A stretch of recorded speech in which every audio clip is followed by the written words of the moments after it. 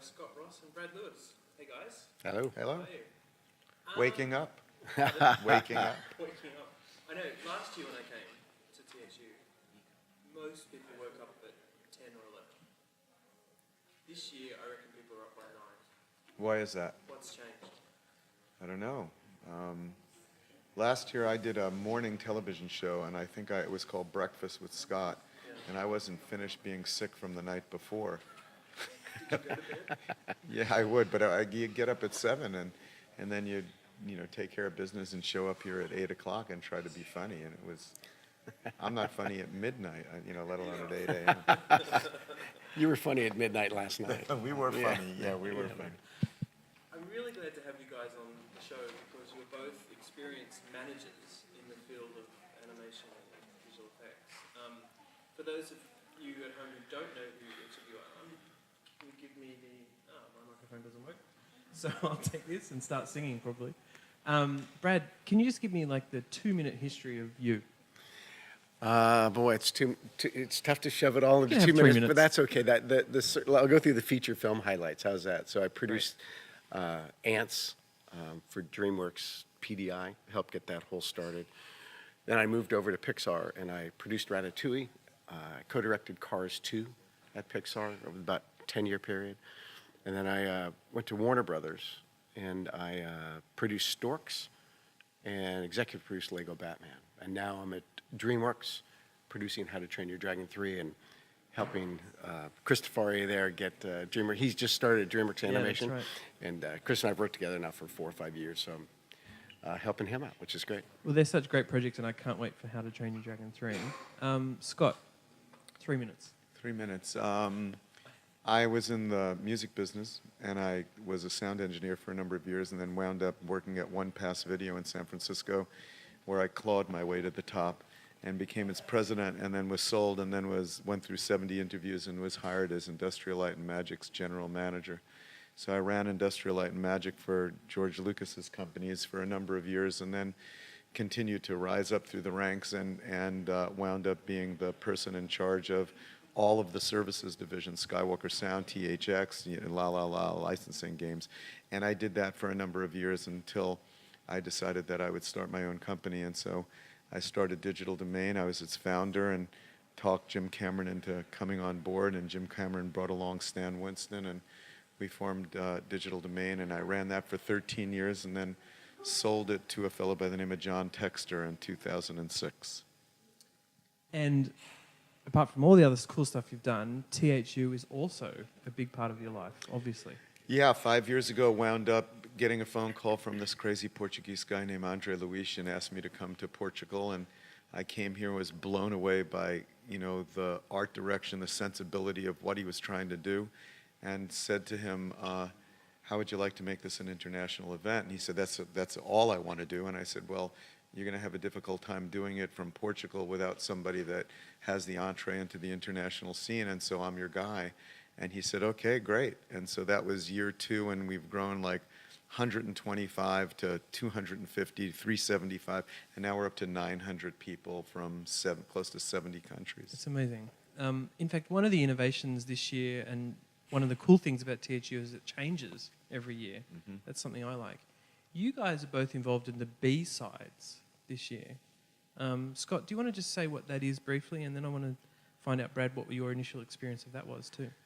So, I personally always felt that being a business person and running a creative company is as creative as any of the creative arts. And I've always tried to, as a person who manages creative businesses, tried to keep one foot in the creative side. So I don't think of myself really as a suit, and I'm not a left brain person and I'm not a right brain person. I'm a combination of that. And that allows me to be the best manager I can be because I'm cut from the same cloth as the people that are actually creating the work. And Brad talked about that yesterday in his speech. It's like he'd rather have an artist learn how to be a producer than a coordinator, production manager learn how to be a producer. So I felt like I needed both of those things, and when I came to Andre and spoke to him about it, I said, we really probably should feature the business side. And for years he was like, well, I'm not so sure. And then he started hearing from the participants that they want to know about the business side as well. So that's how it was born. And coming into that, Brad, being asked to come and present on business, what did you think about that, and then what did you end up doing when you've done one of your talks so far? Well, it's funny exactly what Scott talked about. I almost don't see it as a business. Yeah, right. I just see it as we're making art, and we're sort of aspiring to make great art, and we all play our role in what that process is. And for me, I've got an artistic performing background, and I just see this as an extension of a performing art. So, in fact, Scott at the opening ceremony, he talked about B-sides and talked about suits and so forth, and he mentioned this, like, I don't think I've ever worn a suit in my life to anything that wasn't like an award ceremony. Yeah. And so I almost was having a hard time being perceived as a business person. Right. Because of course we run it as a business. We've got big budgets and we've got schedules and we've got lots of people and we spend lots of money and we make lots of money. But I feel like that's not what my day in and day out mindset is. My day in and day out mindset is, how can I help this group or individual make their best possible artistic choice today? How can I put them in a disposition for them to be artistic and come up with a surprisingly wondrous result? That's all I think about. Yeah. The business side is kind of easy. It's not a thing. It just exists over here. It's the art that's tough. That's interesting because, the truth is, if you're an artist, you haven't necessarily had that business experience, and you need, people in the management positions to understand the artistic challenges, but also make sure you don't go bust. So what are the day-to-day things, and this is what I want to talk to you both about, what are the day-to-day things that you really are concentrating on when you're running a creative company or being part of the management side of a creative company? From my standpoint, it's making sure we're all making the same movie. Really, right.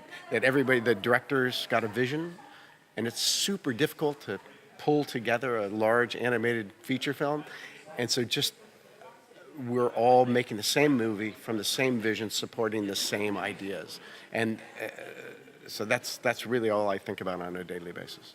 What about you, Scott? Yeah, it's almost exactly the same thing. It's that you as the leader needs to be able to explain very, very clearly and succinctly what the end goal is. So everybody has to constantly be reminded what the end goal is, right? And in addition to that, they have to be reminded that that end goal ends, right? So it's not like something that can continue on and on. So you can make changes, but at the end of the day, you deliver a project and this is your delivery date. So you constantly have to charismatically move them forward to that delivery date and deliver a message that inspires them. They have to always feel inspired to move forward.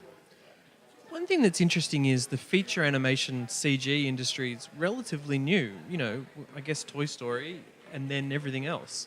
But it's mature now. But when you were working on Ants, how has that changed from PDI's approach to Ants to how things are done today, Brad? With Ants, it felt like we were sort of inventing our own production pipeline and our own methodology. Everybody was taking what Disney did, in the 50s and 60s with how they built stories and how they built their animated films, and trying to sort of do an amalgamation of that in the computer animation world. Pixar very successfully with Toy Story, and we were trying to use those same processes and put that into work on Ants, but now we're trying to do in a feature film pipeline that only one other company had ever really done before. So we were still doing on yellow pads. How are we going to figure out production? Who's going to lead what? Are we going to lead it by character-based things? Are we going to lead it by sequences? How are we even going to just put it into production? And then can we render it? It's just, back then, rendering power was like a big squeeze. So sometimes our artistic goals had to be, to a certain extent, if we could even get it done and get it produced. It was a big risk. In the same way, Scott, you obviously straddled this sort of move from practical effects to digital, and especially digital stuff at Digital Domain. What was that experience like from a management perspective? Well, the story that always sort of comes to mind was I was in Industrial Light and Magic, and things were changing, though it was very difficult to change things at ILM. You know, here's a company that had been around, I guess, 1977, right? And it was, by the time I got there, it was about 10 years later. But within that 10 years, everything had become so incredibly calcified to the point of, this is not how we do it here. This is how we do it here. And you couldn't vary off of that. So here comes this new technology, and the amount of angst and animosity towards this new technology was overwhelming, right? So I wound up bringing a bunch of guys in for matte painting. Right? And here we had, the greatest matte painting department in the world, Michael Pangrazio, Craig Barron. I mean, really like the icons of painting oil on glass. And I brought in these computer folks to be able to have a meeting to talk about what the future of matte painting could be like now in a digital environment. And like a day later, I had mapped out 4 days. And a day later, I ran into Stefan Fangmeyer, right? And I said, so Stefan, how did it go? He says, we understand everything. We are finished. We don't need to speak to these people anymore.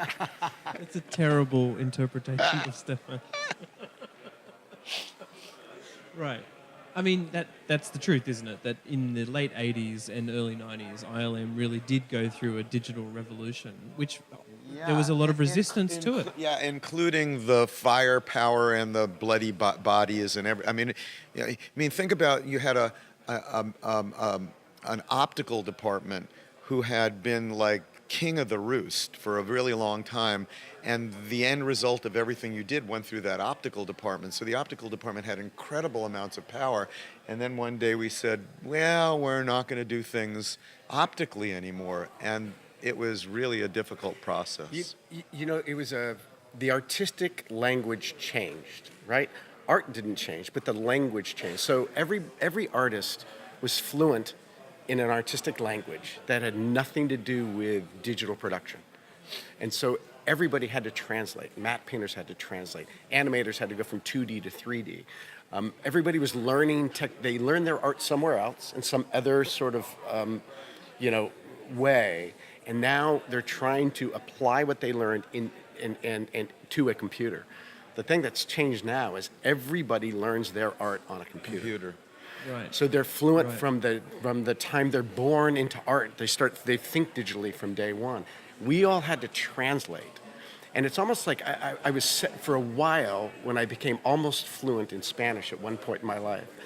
The difference was I didn't think in English and then speak in Spanish. Yes. I was thinking in Spanish. Yeah. And really, in 20 years, the industry went from thinking in art in one way, translating digitally, and now it's just they think of art seamlessly. And in the early days of digital, there weren't the tools, right? So our early computer graphics group were a bunch of computer scientists. They were writing algorithms. Yes. There was no real graphical user interface that an artist could say, oh, I'm going to grab that and paste that here. So it was first taking scientists to learn art. Then it was taking the traditional artists that were creating to learn the computers. And then finally, we are talking now 30 years ago, right? Yeah. Brad, it's really interesting you mention where people are starting now, and they're starting on the box.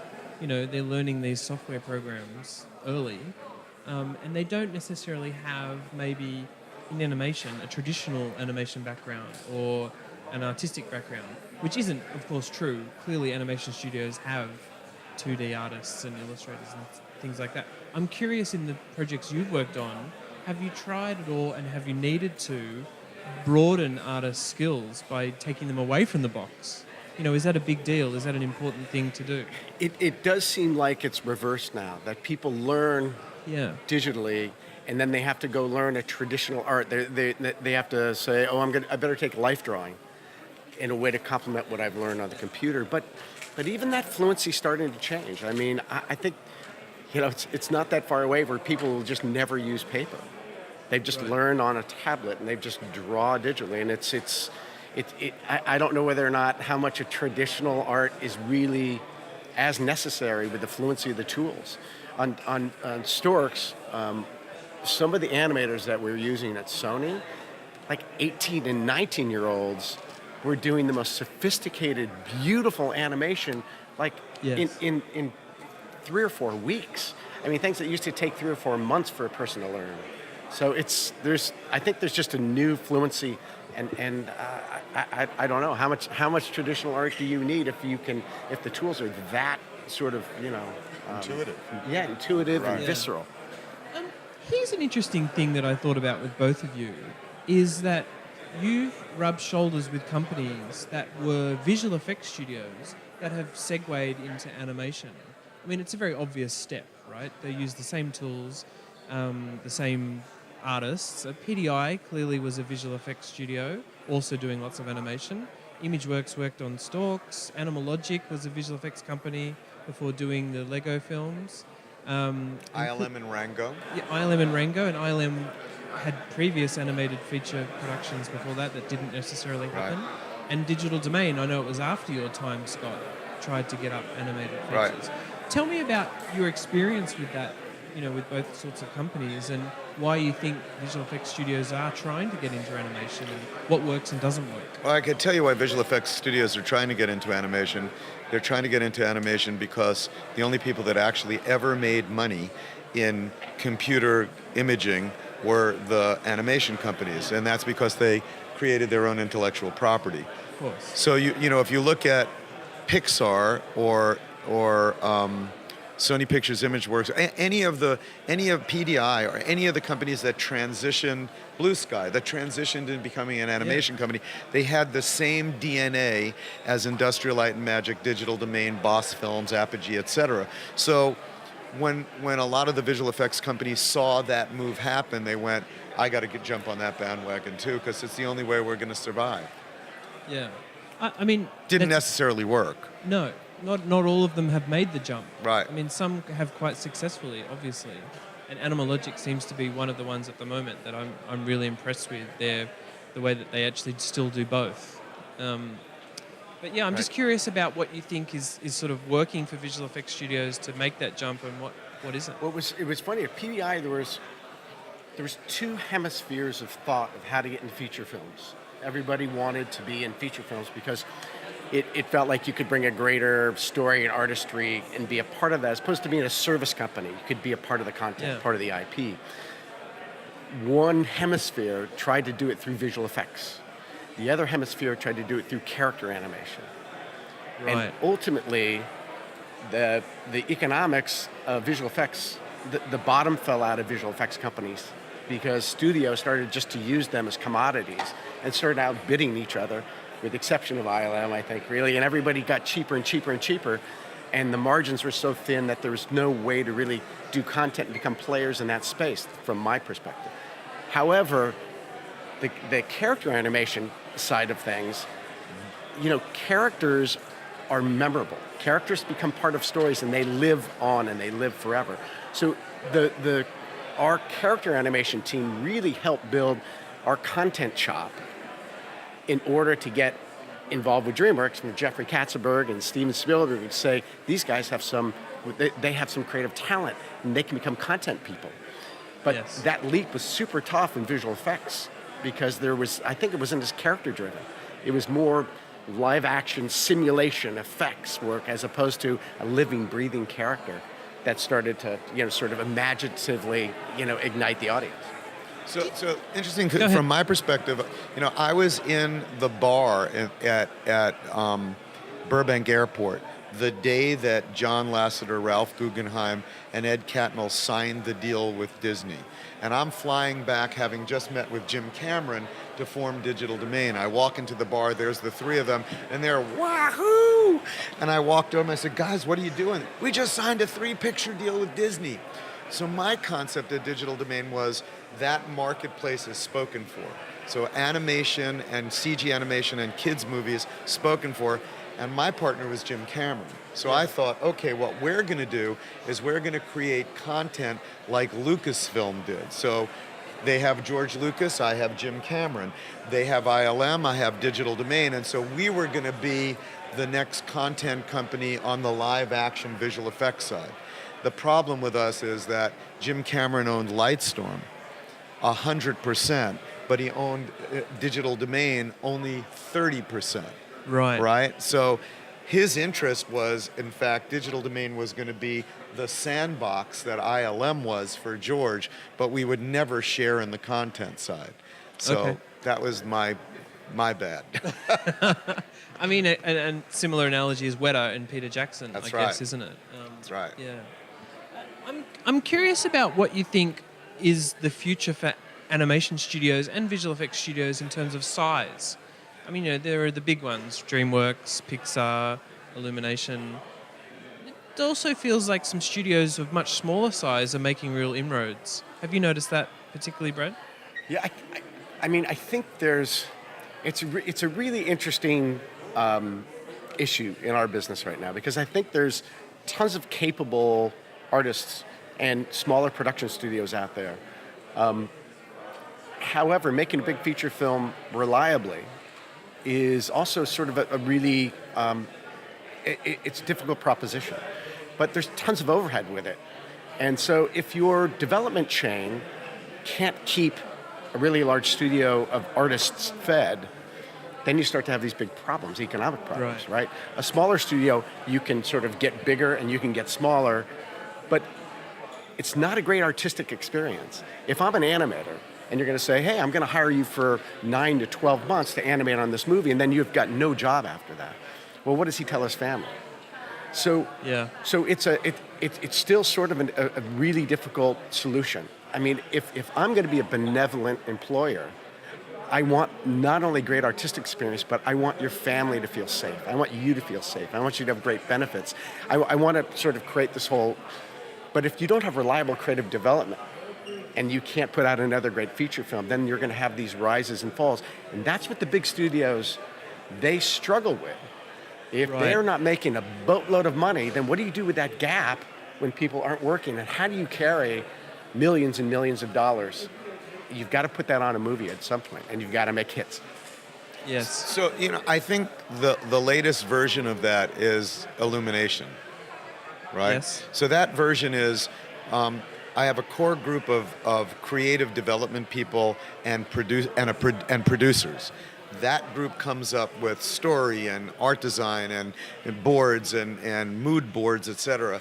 And now I have this work here, and so now I have the choice of going to multiple places around the world to actually get the work done. So you don't actually need the factory anymore, because there are multiple choices of pretty damn good big factories, and you as a production company don't have to manage that overhead, right? So it's like, if Pixar can't keep up, like as Brad was saying, with their development cycle, and they can't put out the number of movies that they put out, you have this ginormous amount of overhead that's sitting there that's doing nothing, right? Yes. So with Storks at Warner Brothers, what we did was we decided we'd be small, right? And so we had a story, art, editorial, and our sort of director and me producing. So we started with a small team, and we were going to incubate the story, and then we were going to go and produce it somewhere internationally, so we could do it much less expensive, right? Without Yes. all the overhead. So we ended up working with Sony Pictures Imageworks, whose production base was in Vancouver. So we got great rebate. We made that movie. It's one of the most economically effective big animated movies that's been made in a really long time, and we just built it from scratch. So it was super visceral. We were small. We worked tightly with the studio, and we got a great result, and we got a great product. So, but it's still Sony Pictures Imageworks, for the artistic experience, feels more like a service experience for them. Sure. And it's hard for somebody like me, where I grew up in PDI and helped build these relationships with artists, and we all were going to go do it together. I still, it just, for me personally, it's really hard to say to somebody, I'm only going to use you for 9 months and then I'm not going to go away. Even though I think the creative efficiency and economic efficiency of that model is probably the best. Because why not have a small or creative team to build it and take it somewhere else? But I have seen like directors where, Rob Cohn is a perfect example. You know, Rob Cohn walked into Digital Domain, and he wore his DD colors, right? So he transcended the fact that he was a client, and yes, we were still a service organization. We were paid as a service organization, but he flew the DD colors, and he walked in, and the entire team was so enamored with him as an individual, as the way he was like, you know, he'd go to the firehouse and have drinks with us. He'd buy a round. He really became part of the company, and then he was gone, right? But he came back again. And that kind of relationship that he had was extraordinary. Doug Sweetland did that for Storks. Right. You know, I'd go up periodically, but Doug went up there embedded for a year, and he's got such an infectious personality that it was a great, you know, experience for that team. But now, I want to work with that team again. Like, I love those guys. I want to work with them again. Oh, great. Well, we're getting the wind up here. Thank you so much, guys, Scott and Brad, for joining me. Really enjoyed the chat. Thanks very much.